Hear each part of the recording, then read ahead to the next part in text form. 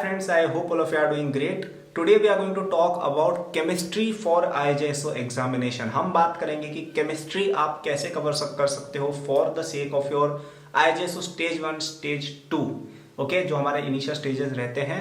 My name is Kalpit Vilwal. I was the all India rank 1 in JEE 2017 and I scored full marks in JEE main. And for IJSO I have reached stage 3. Stage 1 और stage 2 मैंने 2014 दोनों clear किए थे and I went till the HBCSC OCSC Mumbai camp. And इस channel में मैं कई सारी चीज़ें शेयर करता हूँ for students of class 9-10th who want an early JEE preparation, NTSC preparation, IJSO preparation, RMO, ये सारी सब बातें यहाँ होती है. So don't forget to subscribe and like this video so that you get recommended these more. अब हम बात करते हैं केमिस्ट्री की. केमिस्ट्री में हो सकती है अपनी तीन पॉसिबिलिटी, फिजिकल, आपकी इनऑर्गेनिक, ओके, और ऑर्गेनिक. अब यहाँ पे IJSO के केस में ऑर्गेनिक पे आप पूरा क्रॉस मार सकते हैं. Organic is officially not in the syllabus of IJSO, ठीक है, ऑफिशियली नहीं है. मैंने वहाँ पे एक उनके रिप्रेजेंटेटिव से भी बात की थी मेरे टाइम में. अब चेंज हो गया होता उसका आई डोंट नो, लेकिन उस समय उन्होंने मुझे बोला था कि ऑर्गेनिक नहीं पूछी जाती है. एक आध कोई क्वेश्चन आ जाए फॉर आइसोमेरिज्म और for IUPAC nomenclature, all that is great. Otherwise ऐसा नहीं होने वाला है कि आपको 11th-12th टाइप का कोई क्वेश्चन आ जाएगा where you will be asked to do some organic reaction. Okay, so you can skip organic completely. We have to focus only on physical and inorganic. Alright, I hope you got it till now. Now we'll talk about first inorganic chemistry. So a lot of people complicate this a lot. A lot of people start studying books like J.D. Lee or all of those foreign authors books, and आपको उसकी जरूरत नहीं है. You don't need any of that. Okay, what you need to do is the following chapters. Periodic table आपको आना चाहिए 11th level तक, not 9th. Okay, chemical bonding आपको आनी चाहिए, ठीक है, क्लास 11th level तक. कोऑर्डिनेशन केमिस्ट्री जाने की जरूरत नहीं है. Lot of people go into all this stuff. आपको मेटलर्जी आनी चाहिए, ठीक है. कॉन्सेप्चुअल चैप्टर्स की बात करें क्लास 12 लेवल तक, और बाकी S and P blocks, this will suffice. आप इतना इनऑर्गेनिक करके जाओ. आपका IJSO स्टेज 1 स्टेज 2 कैसे क्लियर नहीं होता है, let me know. It is impossible कि आपको ये सब आता है और आप नहीं कर पाओ. There are a few things which you can do extra for stage 2, जो मैं आगे एक अदर वीडियो में बता दूंगा. लेकिन फॉर फर्स्ट स्टेज NACJS या in some case I think it is called IOQJS, something like that, मतलब फर्स्ट स्टेज के लिए all you need is periodic table, chemical bonding, metallurgy और S and P ब्लॉक्स. थोड़ा बहुत जो इधर उधर की चीजें आप देख सकते हो. लेट्स से क्वालिटेटिव एनालिसिस अगर आपको कहीं पे मिल जाए, एक आध दो पेज, थोड़े बेसिक टेस्ट वगैरह देख सकते हो. But this is the most material you need. 90% question इन्हीं सबसे आएगा. तो आप इसके लिए क्लास 11th NCERT पढ़ लो. It is more than enough. Okay, first of all देखो 9th-10th का तो पढ़ना ही है. 9th-10th तो आपको पहले कवर करना है, that is the first priority. उसके बाद आपके पास टाइम है तो आपको इन पे जाना है. पीरियोडिक टेबल पढ़ो क्लास 11th NCERT से, उससे आगे कुछ नहीं. No JEE material, no JD Lee, none of that stuff. Okay, only class 11th NCERT.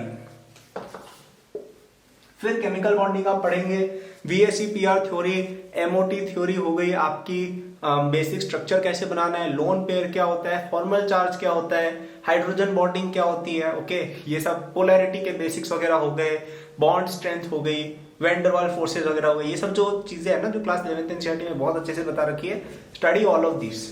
Okay, metallurgy class 12th की आप देख सकते हो, ठीक है. उसमें कभी कभी ओर्स वगैरह के सवाल आ जाते हैं. अगेन यहाँ पे कुछ डिस्कशन गिब्स एनर्जी वगैरह होने लग जाता है आपका. वो सब आप पूरी तरह से स्किप करें भाई, कोई जरूरत नहीं है वो सब जानने की. ओके, यहाँ पे वो क्या याद करना है, ओर्स हो गए, थोड़ी बहुत प्रोसेस हो गई. मतलब क्लास 12th का जो चैप्टर है थोड़ा बहुत आप रीड कर सकते हो.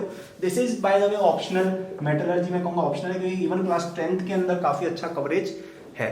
So you can skip metallurgy if you want, but these are non-negotiable. S and P blocks, yes, very very very important. क्योंकि कई बार क्या है IJSO में कई सारे फैक्चुअल टाइप के क्वेश्चन आते हैं. जो आपने अगर ये सब पढ़ रखा है तो वो काफी इजी रहेगा. तो आप क्लास 11th की NCERT और क्लास 12th की NCERT पकड़े, उनसे S और P blocks you can start reading them a bit. Okay, just read them casually. You don't have to go all in कि भाई पूरा ही जाके रट्टा मार रहे हो. No, you don't need to do that. Just casual reading कर लो 2-3 बार जब टाइम मिले. ये दोनों भी अगर आप कर लोगे ना, बाय द वे, और क्लास 9-10 बहुत अच्छे से, यू आर सेट. आप इजीली 60-70% स्कोर कर लोगे. ओके, ये तो हो गया इनऑर्गेनिक का. अब आते हैं फिजिकल पे, which is the main thing. Okay, physical में कई सारे चैप्टर आपको कवर करने हैं. मोल कॉन्सेप्ट, एटॉमिक स्ट्रक्चर, ठीक है, गैसेस, थर्मोडायनेमिक्स, इक्विलिब्रियम, रिडॉक्स, और क्या कर रहा हूँ आपसे मैं, इलेक्ट्रो करने की जरूरत नहीं है, काइनेटिक्स देख सकते हो, काइनेटिक्स देख सकते हो, और for now I will say only these chapters, ठीक है। कोई और चैप्टर छूटा तो नहीं बीच में जो इंपॉर्टेंट हो? नहीं, या this is it. Mole concept आपको अच्छे से आता है, और ये probably the most important chapter in this list, क्योंकि यार आईजेएसओ वालों को पता है कि बच्चे ज्यादा होशियार है नहीं, 11th 12th का इनको पूछ नहीं सकते, 9th 10th का पूछना है, तो वो ऐसा टॉपिक डेफिनेटली पसंद करेंगे जो 9th 10th में है और उसको थोड़ा एलिवेट कर सकते हो। और मोल कंसेप्ट इजी भी है, तो मोल कंसेप्ट में आप पूरा 11th के अंदर सब चीज आपको आनी चाहिए। मोलैरिटी क्या होती है, मोलैलिटी क्या होती है, स्टोइशियोमेट्री की रिएक्शन वगैरह करना, लिमिटिंग रिएजेंट, ये सब इजी इजी इजी टॉपिक्स हैं। ओके, कोई भी ढंग का बच्चा एक हफ्ते में सब समझ जाएगा, और इन पे 3-4 क्वेश्चन हर साल आ जाते हैं किसी न किसी तरीके से। सो मोल तो आपको बहुत अच्छे से आने आना चाहिए। एटॉमिक स्ट्रक्चर, अगेन एटॉमिक में you can skip the quantum mechanical stuff, SPDF वाली कॉन्फ़िगरेशन आपको आनी चाहिए ऑब्वियसली। आपको रदरफोर्ड मॉडल हो गया, बोर रेडियस वगैरह क्या होती है, ये सब आना चाहिए। थोड़ा बहुत क्वांटम मैकेनिक्स में ये सब नहीं होता है, कैसे बताऊं मैं, वो सब नहीं होता है। क्वांटम मैकेनिकल मॉडल पूरा डिस्क्रिप्शन जिसमें दे रखा होता है वो सब आप स्किप कर सकते हो। अदरवाइज बाकी जितनी भी चीजें हैं कि यार ये क्या क्या फ्लॉज थे आपके बोहर मॉडल के अंदर, वो सारा सब आपको अच्छे से आना चाहिए।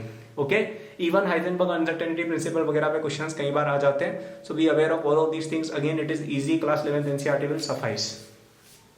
Gases, very very important, very very important chapter. Gases पे आपको क्वेश्चंस आएंगे। रियल गैसेस स्किप कर सकते हो, लेकिन आइडियल गैस लो बहुत इंपॉर्टेंट है। कई सारे क्वेश्चंस आपके इस पे आते हैं, ग्राफ बेस्ड क्वेश्चन भी आते हैं, न्यूमेरिकल्स भी आते हैं, कॉन्सेप्चुअल क्वेश्चंस भी आते हैं। So don't skip this at any cost. Gases आपको पढ़ना रहेगा। Real gas is not that important, you can have a glance, but it is not as much important as ideal gases. Thermodynamics, again I would say it is important. आपका first law को clearly आना चाहिए। Second law again इतना नहीं पूछा जाता, you can skip that if you want. लेकिन आपको इसके अंदर एक चीज जो बहुत अच्छे से आनी चाहिए वो है हेस लॉ। हेस लॉ पे सेकंड लेवल और फर्स्ट लेवल दोनों में क्वेश्चंस आते हैं, and you don't want to miss out on that. So make sure you study the Hess law very very well. Equilibrium, another important chapter. इस पे first आपका जो सेक्शन है केमिकल इक्विलिब्रियम, उससे भी क्वेश्चन आते हैं आपके इस पे, और दूसरा आपको उस पर भी रेली-चार्ट प्रिंसिपल पे काफी क्वेश्चन रहेंगे इसमें फर्स्ट स्टेज में भी। और आयनिक जो आपका होता है ना, पीएच कैलकुलेशन हो गया, या फिर आपका सॉल्ट वाली एनालिसिस वगैरह हो गई, ये सारी सॉल्युबिलिटी केमिस्ट्री वगैरह, ये सब आपको पूछा जाएगा काफी अच्छे तगड़े तरीके से। तो equilibrium again you should know the entire chapter. Okay, redox again आपके ऑक्सीडेशन स्टेट कैलकुलेट करना, ये सब काफी इंपॉर्टेंट चीजें रहेंगी। रेडॉक्स बेस्ड क्वेश्चंस भी आ जाते हैं, कई बार बैलेंसिंग पे बेस्ड क्वेश्चन आ जाते हैं। कभी मुझे एक बार याद है, आई थिंक स्टेज 2 में मेरे ईयर में क्वेश्चन ही आ गया था जिसमें केवल बैलेंसिंग ही करनी थी कि भाई बैलेंस स्टेट में कितने इसके अंदर मॉलिक्यूल्स होंगे ऑफ दिस पर्टिकुलर रिएजेंट, अगर उस रिएजेंट कितने। ओके, तो ये सब क्या है, सिंपल क्वेश्चंस ही हैं, बट थोड़ा इन्फॉर्मेशन चाहिए होता है। और काइनेटिक्स आप देख सकते हो, काइनेटिक्स में कभी कभी सेकंड स्टेज में क्वेश्चन आ जाते हैं। फर्स्ट स्टेज में I don't think they will ask questions of kinetics, लेकिन सेकंड स्टेज में डेफिनेटली आ जाते हैं। तो again this is a very very huge syllabus, ठीक है, ये आसान नहीं है, काफी सारे चैप्टर्स हैं और क्लास 11 12th के हैं। इनमें से कोई भी 9th 10th का करने को, मतलब 9th 10th का तो आपको आना ही चाहिए, वो तो मिनिमम है for IJSO. Okay, after that you to cover this, so give yourself some time. Okay, अब टाइम कैसे निकालें वो सब देखो, आपको मैनेज करना रहेगा। स्कूल के बाद कोचिंग मत जाओ, खुद से पढ़ो या कोचिंग स्किप करो school, whatever that is your decision, you can decide, but you have to give time and you have to study this at least 1 month before your first stage. Okay, ताकि आपको time मिल पाए। अगर आपको time नहीं मिल रहा है, let's say आपको कोई चैप्टर छोड़ने पड़ रहे हैं, जैसे for example I did not study kinetics, I did not study oxidation, I did not even study equilibrium to some extent before my stage 2. तो स्टेज 1 से पहले मुझे कुछ चीजें ही पढ़नी थी, तो आप जो 9th 10th के चैप्टर्स हैं उनको एक्स्ट्रापोलेट करके पढ़ लो। मोल कंसेप्ट कवर कर लो, एटॉमिक कवर कर लो, पीरियोडिक टेबल कवर कर लो, गैसेस कवर कर लो, राइट। जो 9th 10th के चैप्टर है उन्हीं को क्लास 11 12 में ले जाके you can cover only these chapters. And this was the topics. I hope आपको थोड़ा क्लियरिटी आया हो कि how should we go about our IJSO preparation.